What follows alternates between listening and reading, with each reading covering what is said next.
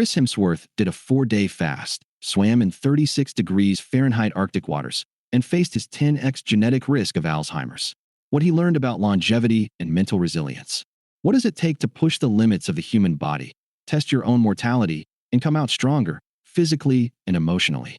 That's exactly what actor Chris Hemsworth set out to discover in the enlightening docu-series Limitless, a deep exploration into the science of longevity and human potential. In a conversation with physician and longevity expert Dr. Peter Attia, Hemsworth opened up about the behind-the-scenes journey the show led him on, from rigorous physical feats to personal awakenings. Beyond the cold immersions and rope climbs, Hemsworth also confronted something much more profound: his own genetic risk for Alzheimer's disease. This isn't just a story about physical transformation. It's about redefining health, embracing vulnerability, and taking control of your future. Jump to show. Limitless was supposed to be a 3-week shoot. It took 2.5 years instead. When director Darren Aronofsky first called Chris Hemsworth with the idea for Limitless, it sounded straightforward. A short 3-week shoot, some physical challenges, dive into the science of longevity, see what happens. But like many projects around that time, the pandemic dramatically reshaped the timeline. What was once a sprint turned into a full-blown marathon, stretching over 2.5 years. It transformed in the best way, Hemsworth explained. The extra time allowed us to expand the depth of the science and gave me time to evolve, not just physically, but mentally. From movie star to guinea pig, why Hemsworth almost said no. Despite being a global superstar known for playing the invincible Thor, Hemsworth had one big hesitation. This wasn't acting. It was a lot harder to be myself than a character, he admitted. I had to be vulnerable, authentic. There was no mask this time. Over time, though, that shifted. He built deep trust with the experts guiding each episode, which allowed him to go all in on the challenges and share his genuine reactions. Pushing the limits, 4 days without food. One of the most memorable episodes featured a 4-day water-only fast. It was Hemsworth's first time attempting any kind of prolonged fasting, a lifestyle practice shown to promote cellular repair and reduce inflammation when done safely.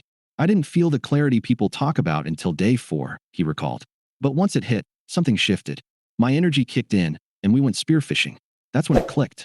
As Dr. Attia noted, intermittent and multi-day fasting can trigger autophagy, a process where your body clears out damaged cells and regenerates newer, healthier ones. For Hemsworth, surviving the emotional and physical challenge was a breakthrough in itself. The coldest challenge, swimming in 36 degrees Fahrenheit Arctic waters. Cold plunges are trending, but Hemsworth took it to a new level, diving into near-freezing Arctic waters off the coast of Norway for several minutes. This wasn't a casual ice bath. It felt like burning oil, he said. At one point I got so dizzy I almost threw up mid-swim. My body was shutting down while my brain screamed to stop. Keeping pace with elite endurance expert Ross Edgley, Hemsworth swam to a buoy, against icy waves and his own self-doubt. Upon finishing, he had to be physically lifted from the water. And yet, what followed was a sense of euphoria and calm. I've never felt anything like it. The science suggests cold exposure triggers a flood of neurotransmitters, including dopamine, norepinephrine, and endorphins, an instant mood reset. Strength is more than muscle, it's about longevity. We all know Hemsworth is strong. But for the series, the physical focus wasn't just on aesthetics, it was function. According to Attia, grip strength and muscular endurance are 2 of the most predictive measures of lifespan. After initially preparing to pull a car across terrain, Hemsworth pivoted due to injuries and instead prepared to climb a 100-foot rope suspended over a massive canyon in Australia's Blue Mountains. I'd never climbed anything like it, he said. It was pure willpower. At one point during training, he tore ligaments in his ankle. But with a lighter training load and steep calorie cutback, he clawed his way to the top. Genetic analysis revealed Hemsworth has genetic advantages in fast-twitch muscle fiber development, useful for power and strength, especially as we age. Facing his genetic risk for Alzheimer's.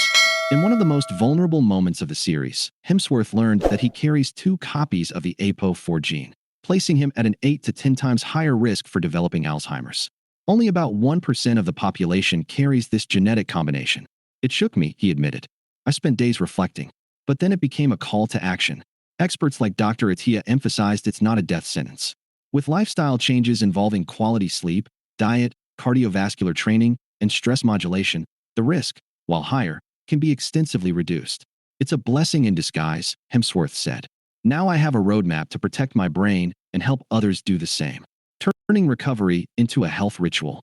From ice baths to saunas, Hemsworth has embraced recovery as a core element of health, not just for muscle repair, but for mood, inflammation, and immunity. I see a huge difference in how I sleep and how I feel, he said. Both he and Dr. Attia agree. Regular sauna use may offer cardiovascular benefits, similar to exercise, due to the rise in heart rate and core body temperature. Emotional resilience. The final episode hit the hardest. Perhaps the most powerful story of all was the final episode, where Hemsworth underwent a deeply personal, immersive experience simulating the final stages of life in a retirement facility. Wearing a full-body aging suit, surrounded by real-life seniors, Hemsworth spent days confronting mortality, loss, and meaning. The result? A heartfelt shift in perspective. "I've been sprinting through life," he confessed. "It made me realize what actually matters: the time with my family, the weekends at home, the tiny moments."